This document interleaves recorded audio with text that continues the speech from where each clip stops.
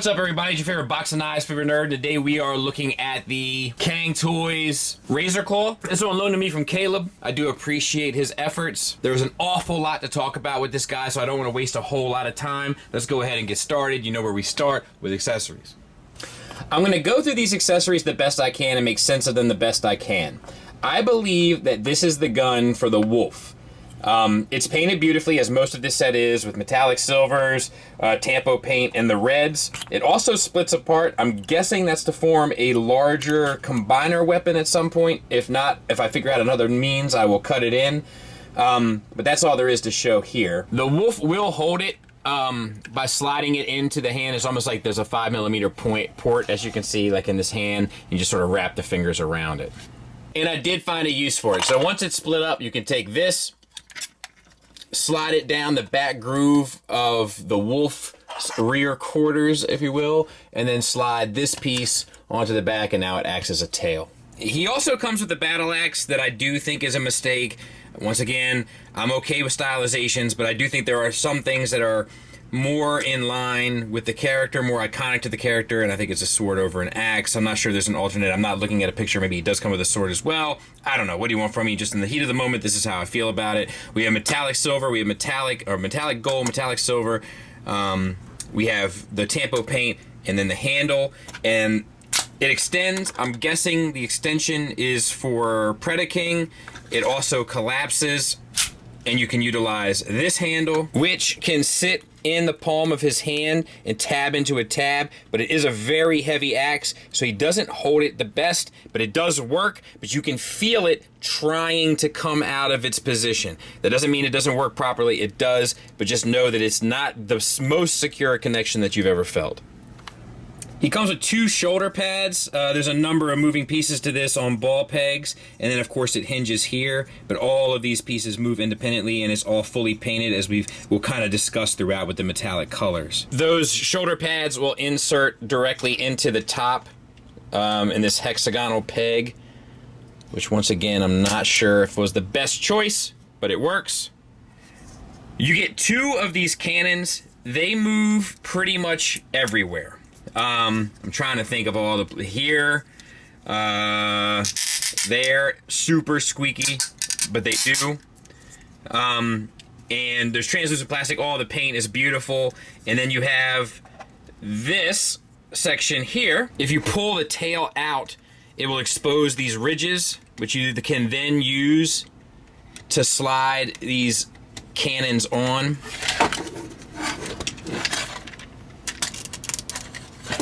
And then fold it back up and plug it in and then rotate all this stuff around it, but it's obnoxious.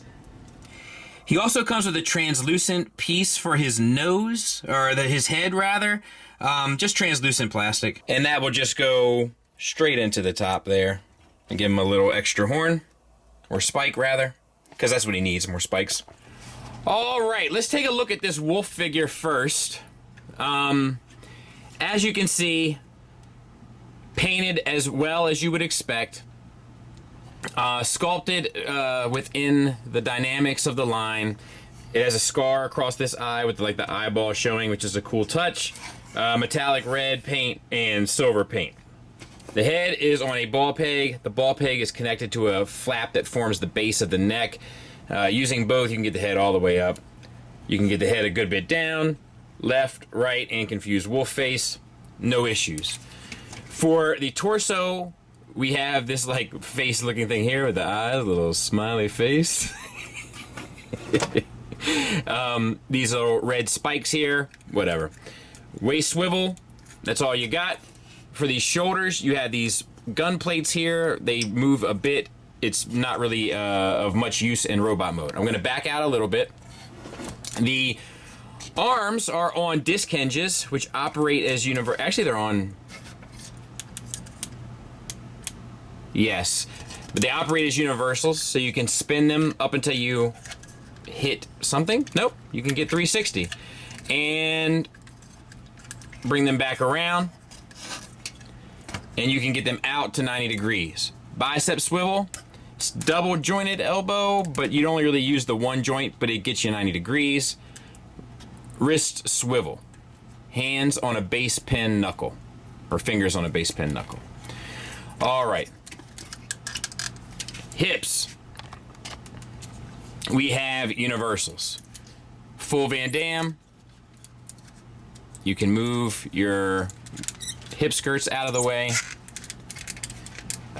It's not quite the full Monty because you kind of come out at an angle on the back, but I think it's close enough we should give it to him. Thigh swivel. Single hinge knee that gets you 90 degrees. Paint-wise, we have the beautiful metallic red and silver. A little bit of Tampo paint. No issues there. Black and white. Ankle tilt up. Ankle tilt down. And a bit of a rocker with a toe hinge. So, I mean, pretty well articulated little fella. I don't know if you really consider this an accessory to the figure or, you know, a two-pack, as it were. But, fine nonetheless. There he is from the back. All right, now let's get this guy transformed. Once again, the instructions aren't great. I'm going to do my best. So I think you just tuck the head in, and then the wolf head comes down over top. I think that's really all there is to it. These bits come up. There is a section that connects there. That opens up. The way that this wrist has to sit in pocket, like it's hard to explain, man, but it's like the armature that holds the paws, the dog paws, has to come around to kind of capture it on this side, but then you have to finagle it also so that you can move that little section out of the way to tuck the hand inside completely, and then this piece comes down, clips into the bottom there, and then you have your dog paws on the front. And it's the same on this side. So we're gonna open up this panel, and then we're going to flip this down. It houses the wrist, so we're going to give it enough space to pull through. Once we've done so, we're going to flip the hand in, but like, see, it doesn't want to. There. We're gonna flip the hand in, but we're gonna move the paw around as we do so, and then it will tab back in underneath, bring the dog paw. So now we got two paws, dog paws. And then down here at the bottom, we're gonna rotate 180 degrees at the thighs. We're gonna rotate the knees down, and then I really think that that's really about all there is to it. I'll take a look and see if there's anything else. Otherwise, I'll clean them up. We'll take a look at them. And here we have it. And I think it's effective enough, honestly. And kind of works for the motif. I did figure out that there's this extra flap here that's supposed to come down. I'm not sure if I had that 100% right. The head has a ball peg, gets you up, down. You can use the neck to get it even further up. The shoulders act the same way. The rear legs, you can collapse the knees down a little bit further, so I had it straight, bring it down, around, and then bring the ankle down. They act the same as the leg also, pretty much, so nothing really to talk about there. The tail does get you a little up, down, and side to side, which is, that whole tail configuration is actually much more clever than I had first thought upon dealing with it. But I mean, I think it does a good enough job of being a wolf, you know. At least it's not super intricate, you know, where it's like frustrating. So yeah, I'm okay with it. All right, let's take a look at the figure. We're gonna take a look at that head sculpt, and we're doing the bare bones to look at this guy because he's already kind of unwieldy to utilize. So we're not gonna make it more difficult for ourselves, are we? And I actually prefer it without a lot of the extra fluff. It looks a little bit more like the character to me. So we have light piping in the head. As you can see, it does come through nicely when I have a light sitting directly over top of it. At least it's not in the back of the head necessarily, although that is all translucent plastic as well. But the top part is what allows a lot of that light to come through. Either way, it would have looked better with a painted job. That's my opinion, man. It is painted gold and metallic red and looks beautiful. You won't hear me complain too much about the paint on this guy because it's pretty fantastic across the board. The head is on a ball peg. You get all the way up, all the way down, left, right, and confused Razorclaw face. No issues. Now, shoulders. we have a lot going on. There's this whole piece here. Now, this piece is supposed to stay secured inside of there. It doesn't really do a great job of it. But if you hold it in place and even use the joint, you can get out to 90 degrees with no problem. Deco-wise, we have the Tampo paint, we have the gold paint, the silver accents, etc. No issues there. And a ratcheted around. You don't really get a butterfly. You do get a bicep swivel with some nice silver paint there. You get a double jointed elbow. Tight little joint for the full run, but the full run isn't really a whole lot because of the sculpt, but you do get all of it. Once again, metallic gold, we have the metallic red, we have Tampo paint, we have a metallic orange and a metallic silver. You know what that makes? Silver and gold. Love to see it. All right, wrist swivel. They also hinge out a bit and they hinge up down a bit. The fingers are individually articulated on ball pegs and then come out to a secondary pin knuckle, so no issues there. The thumb is on a ball peg, it's on a swivel, and then a secondary and tertiary knuckle, so no issues there. All of that works quite well. And now we have the torso. So, a lot going on, right? The profile of this dude is enormous, so to speak. I'm not sure if that's a good thing or a bad thing. I'm just kind of saying it objectively at this point. I think it's a bit too much personally. That doesn't mean it doesn't look good, specifically from the front, because it does. And you can close this mouth up a bit or keep it extended a bit. These things kind of maneuver about as you manipulate the figure. We have metallic gold, we have metallic orange, we have translucent red, we have metallic red, we have translucent red here, we have Tampo paint, we have the chrome for the die cast piece that makes up the mouth. A lot of the die cast they just left unpainted. It gives the toy a nice aesthetic. It's in the elbows, in the mouth, in the knees, in the back of the knees anyway. I think it's actually pretty efficient and effective at doing what it's trying to do. You get a waist swivel. I don't believe you get an ab crunch out of it. We have waist flaps with metallic red and metallic gold. Oh, I guess you get a reverse ab if you want to cheat the system there, but I don't believe you're intended to. Let's get these up and out of the way. We'll get the arms up and out of the way to take a look at these hips, which are ratcheted universals that get you out to the side for the full Van Damme. I'm going to back the camera out a taste. And forward and back for the full Monty. And as you can see, that shoulder on this one continues to be a thorn in my side. We have a thigh swivel at a cut joint. Works fine enough. We have gold paint there on the thigh as well. We have, I think, just a single hinge knee, but it gets you 90 degrees. The legs are beautifully decorated with metallic orange, metallic red, metallic gold, metallic silver, black Tampo, white Tampo. Just fantastic. Nothing to complain about there. Even the bottom of the feet are sculpted nicely and painted. We have an ankle tilt up to a ridiculous degree. We have an ankle tilt down. We have a rocker, once again with a die cast joint. We have a toe tilt up and a toe tilt down. So for all of his bulk and mass, he actually has a fair amount of articulation built in, and it is rather impressive how it utilizes it all. You know, and this stuff here, man, like you can get out and do tons of stuff with. It's just like everything else with this set. Like it's kind of like you can manipulate it to your heart's desire. But overall, I mean, that's him in a nutshell. Size comparison wise, there he is with the Fans Toys Aerial Bot, the torso section, so about the same size there. There's the wolf with drag strip, so very similar there as well, to try to hopefully give you some sort of an idea.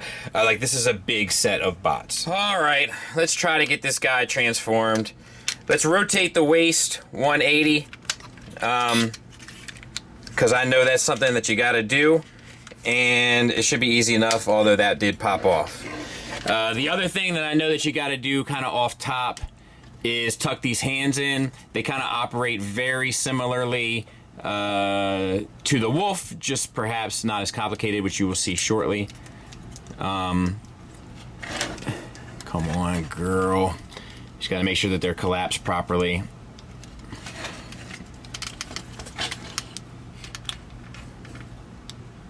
There we go.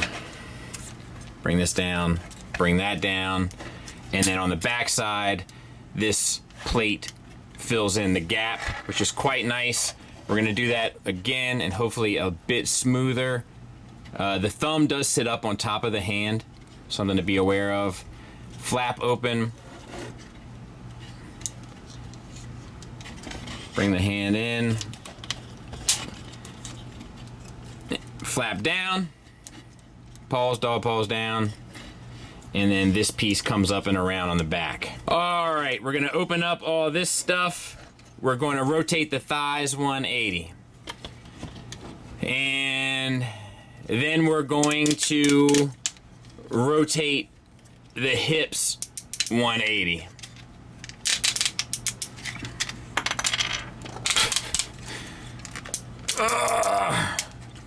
Tight old joint.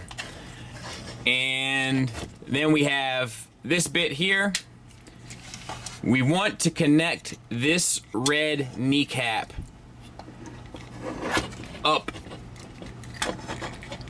and forward. So you have to kind of release it and then bring it up. At which point you can bring this down, spin this, which is also not a good tolerance at all. And then rotate that down. So same on this side. You gotta free up this. And then, good night. Spin the calf. Bring that around. And, oh, this one I don't have right. I must not have. Because this is how it's supposed to be. The thigh right there, and then that bit plugs in. So I gotta find that, find what went wrong there, and then fix it on this one. All right, disconnect this back plate. You wanna spin it here, and then bring it back down and plug it into the bottom. And then you also want to spin this. Or maybe you're supposed to keep this up here. No, you got to. There.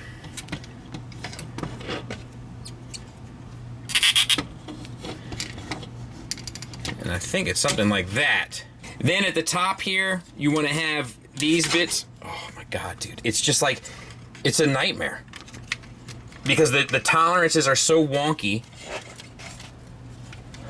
All right, so you want to have this, I think, angled towards the inside.